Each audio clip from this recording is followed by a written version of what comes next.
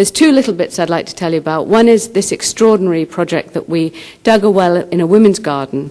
They asked us, would we? They said they really, really wanted to make a garden in this empty patch, and would we put a well in for them? And I was a bit mean about it because I'm very, very keen on schools. I'm very, very keen on kids. And I said, yes, okay, but really I wanted to do a school. And Ismaila said to me, this is a good project. And I said, oh, right then. And they dug it, and they planted their garden, and then they decided that they might be able to produce a rice crop. They dug a perimeter wall around this garden. They flooded it with water during the rainy season, and they used our well to keep it topped up. And then the government of the Gambia asked them to experiment with rice seeds. And that's the first rice growing in the Gambia that's ever been done, and they brought off a successful crop.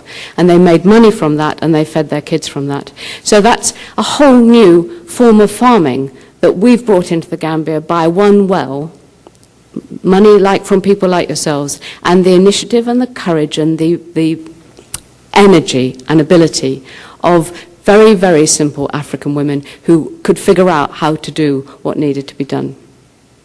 So I'd like to play you a very small film, and then we'll take questions, and then I'll tell you the Scarlett Johansson story. Thank you.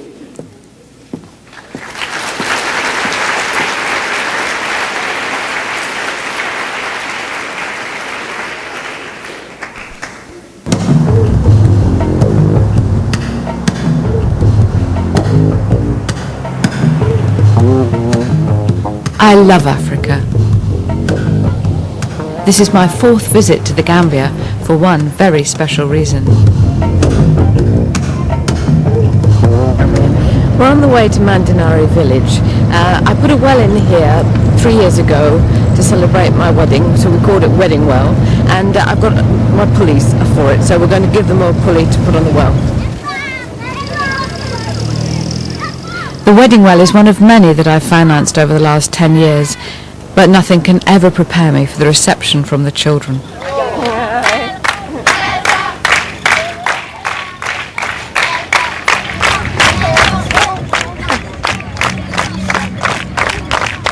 It's extraordinary, isn't it?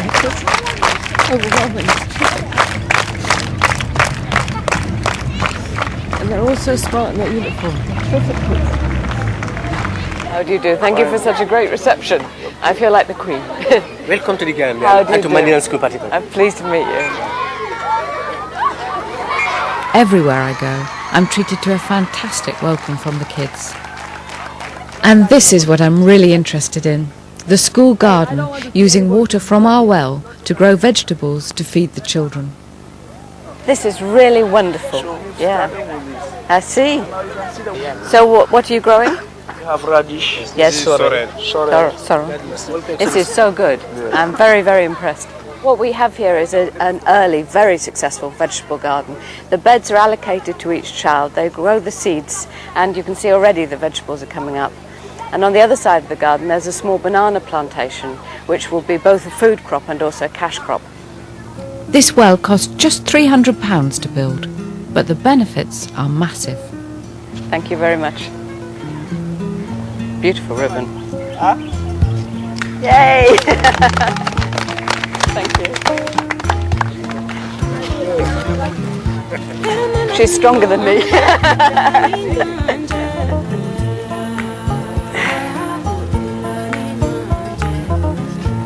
Good, wonderful. Thank you.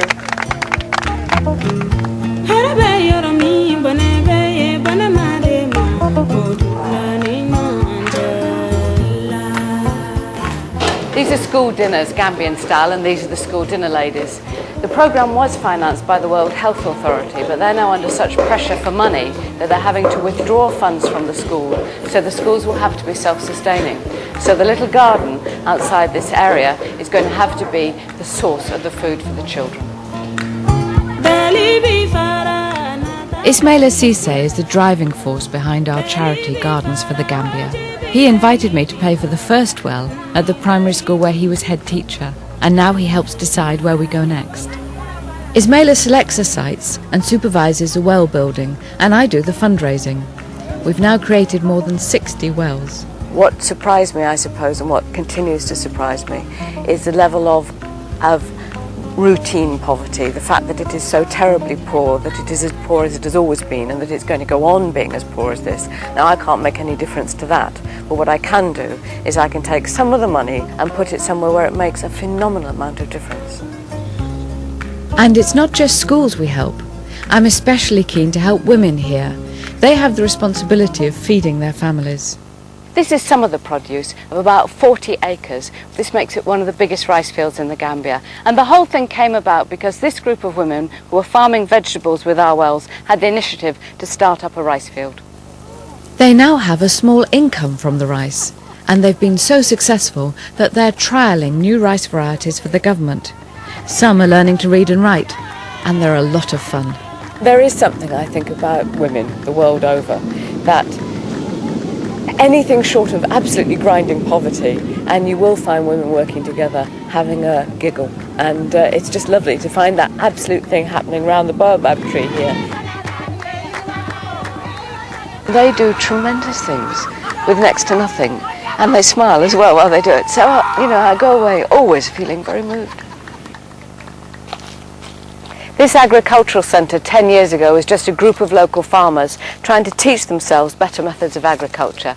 They came to us for wells, we put 2 wells in, and now it's a centre giving seeds and techniques all around the country, and they specialise in these lovely fruits. These are really impressive. What are these? Well, these are cabbages, but as long as here is a local initiative and we think that we have to help farmers, most of the crops are organically grown. We have land available, and the soil was good, but the other necessities like the water was the main thing that we really needed in order to prove what knowledge we have and the skills we have.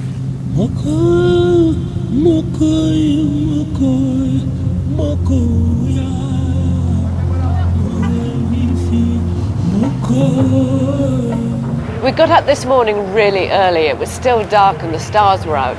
The sun rose as we were waiting for the ferry, and now we're on the Banjul ferry, crossing across to the North Bank for a very long day and a very special trip. In the early 60s, the Queen came on a state visit here. It's still talked about. I'm heading to Njwara, a remote village where she officially opened a well on her visit. Well, obviously, it's not the place it was in 1961, but when I knew I was coming to Njwara, I wrote to the Queen and asked her if she'd like to contribute to the renovation of the well, and she wrote back to me and said she would. With Ismaila's help, I met some village elders who remembered the day the Queen and Lord Mountbatten visited. Oh, yes, and here they all are. Yes.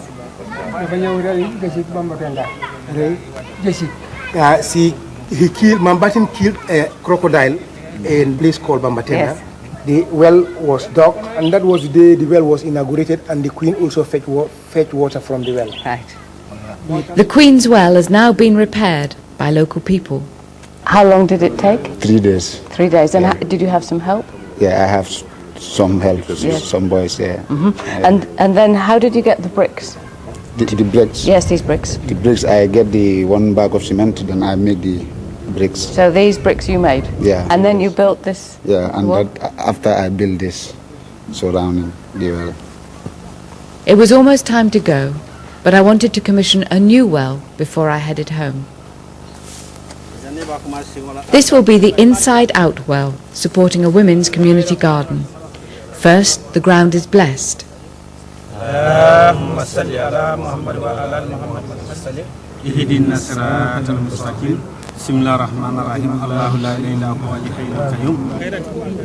Then the digging begins.